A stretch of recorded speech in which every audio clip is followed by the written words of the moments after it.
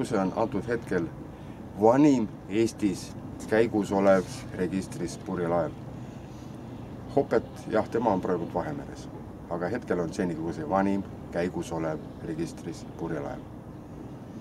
Ehitatud on Taanis 1944 Skagenis ja hetkel on ta missioonilaev. See on kristlik organisatsioon, mis on alguse saanud Rootsist, Oskarshamnist ja nende juhtlaev on Shalom, mis on, kuidas öelda, nemad alustasid väikesest aerupaadist ja nüüd nad sõidavad sellise uhke laevaga.